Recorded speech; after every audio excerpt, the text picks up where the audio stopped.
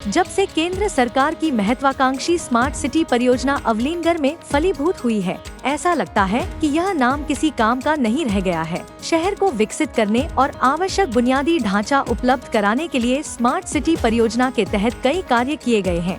अधिकांश कार्य पूरे हो चुके हैं, हालांकि उनकी गुणवत्ता को लेकर आपत्तियां हैं।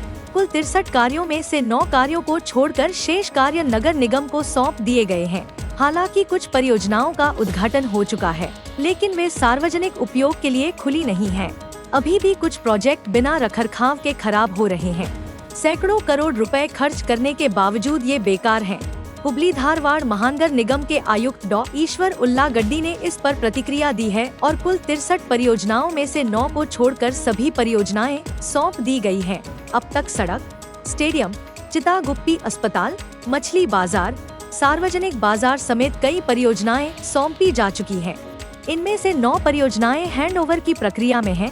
इसमें गोलाना केरे गार्ड के खिलौनों की कमी को दूर करने के लिए स्मार्ट सिटी को पत्र लिखा गया है। तदनुसार ग्लास हाउस में बच्चों की लघु ट्रेन अभी भी मरम्मत के अधीन है और इसे ठीक करने के लिए स्मार्ट सिटी को पत्र लिखा गया है।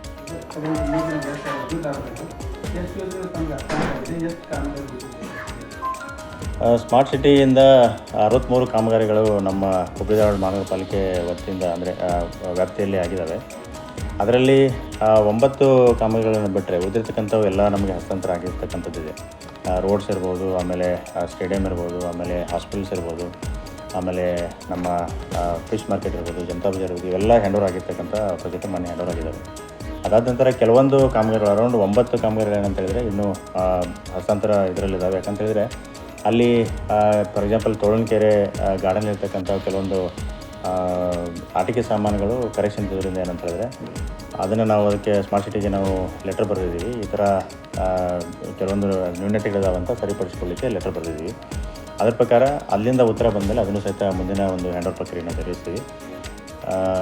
ಇದು ಪ್ರೆಸೆಂಟ್ ವಾಸ್ತುಸ್ಥಿತಿ.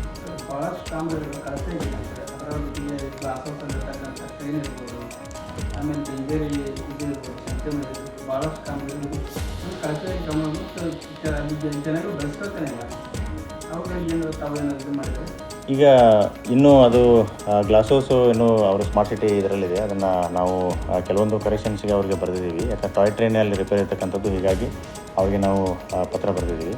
ಅದಾದ ನಂತರ ಉಳಿದಿರ್ತಕ್ಕಂಥ ನಮ್ಮ ಹತ್ರ ಏನು ಹ್ಯಾಂಡ್ ಓವರ್ ಆಗಿದ್ದಾವೆ ಅದನ್ನು ಕಂಪ್ಲೀಟಾಗಿ ಈಗ ಪ್ರೊಸೆಸ್ ಮಾಡಿಸ್ತಾ ಇದ್ದೀವಿ. ಫಾರ್ ಎಕ್ಸಾಂಪಲ್ ಚಿಟಗುಪ್ಪಿ ಹಾಸ್ಪಿಟಲನ್ನು ನಾವು ಕಂಪ್ಲೀಟಾಗಿ ಸಾರ್ವಜನಿಕರ ಅವಕಾಶಕ್ಕಾಗಿ ಅದನ್ನು ಮುಕ್ತವಾಗಿ ಆಲ್ರೆಡಿ ಸ್ಟಾರ್ಟ್ ಮಾಡಿದ್ದೀವಿ.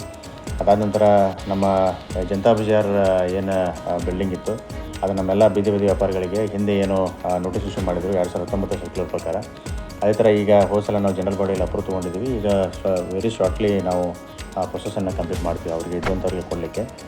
ಅದಾದ ನಂತರ ಫಿಶ್ ಮಾರ್ಕೆಟ್ ಏನಂತ ಹೇಳಿದರೆ ಇದ್ದವರಿಗೆ ಕೊಡಲಿಕ್ಕೆ ಆ ಭಾಗದ ಮಾನ್ಯ ಶಾಸಕರು ಪ್ರಸಾದ ಭಾಯ್ ಸರ್ ಏನಂತ ಹೇಳಿದರೆ ಇದ್ದವ್ರಿಗೆ ಕೊಡಬೇಕಂತಕ್ಕಂಥದ್ದನ್ನು ಪ್ರಸ್ತಾಪ ಮಾಡೋದ್ರಿಂದ ಅದನ್ನು ಗೌರ್ಮೆಂಟ್ ಅಪ್ರೂವಲ್ ತೊಗೋಬೇಕಾಗಿದೆ. ಈಗ ಗೌರ್ಮೆಂಟ್ ಬರೆದಿದ್ದೀವಿ.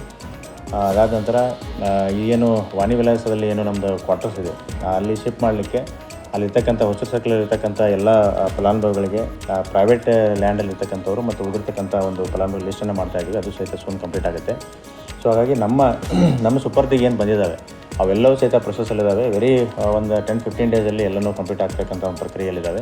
ಆಮೇಲೆ ಮೇದಾರವಣಿದೆ ಏನಂತಂದರೆ ಈಗಾಗಲೇ ಸರ್ಕಾರದಿಂದ ಏನಂತ ಹೇಳಿದರೆ ಡಾಕ್ಟರ್ಸ್ ರಿಕ್ವೈರ್ಮೆಂಟ್ ಬಗ್ಗೆ ಅವರು ಮಾಹಿತಿಯನ್ನು ಕೇಳಿದರು. 2 ವೈದ್ಯರನ್ನು ಕೊಡಲಿಕ್ಕೆ ಒಂದು ಅನುಮತಿ ಪತ್ರವನ್ನು ಕೇಳಿದ್ರು. ಈಗಾಗಲೇ ನಾವು ಅದನ್ನು ಕಳಿಸ್ಕೊಟ್ಟಿದ್ದೀವಿ. ಆದ ನಂತರ ಅಲ್ಲಿ ಫುಲ್ ಫ್ಲೆಜ್ ಆಗಿ ಡಯಾಲಿಸಿಸ್ ಸೆಂಟರ್ ಮಾಡಬೇಕಂತೇಳಿ ಭಾಗದ ಶಾಸಕರು ಹೇಳಿದ್ರಿಂದ ಅಲ್ಲಿಂದ ಆ ರೀತಿ ಪ್ರೊಸೆಸ್ ನಡೀತಾ ಇದೆ.